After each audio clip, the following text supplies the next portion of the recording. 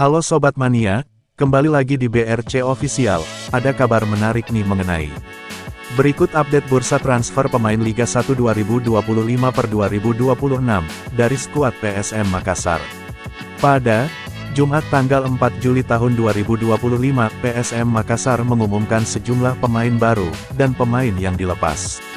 Selain itu, PSM Makassar juga membocorkan pemain yang tetap bertahan, termasuk dengan status Daisuke Sakai dan Matheus Silva. Matheus Silva, asing keempat dilepas PSM Makassar. PSM Makassar resmi melepas Matheus Vieira da Silva, bursa transfer Liga 1 musim 2025/2026. Matheus Silva menjadi pemain asing keempat dilepas PSM Makassar musim ini.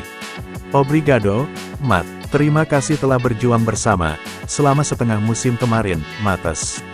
Semoga yang terbaik untuk karirmu ke depannya, tulis akun Instagram PSM_Makassar.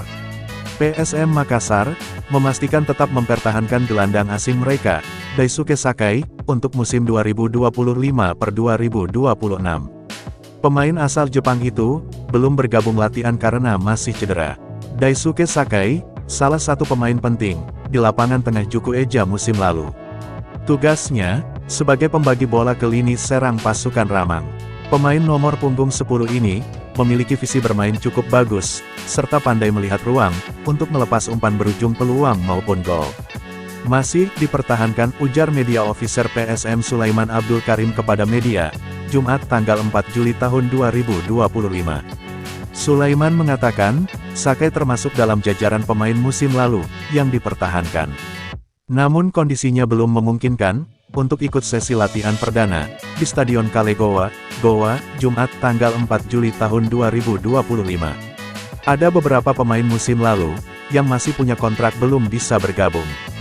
Misalnya, Daisuke Sakai itu masih dalam tahap pemulihan cedera, katanya.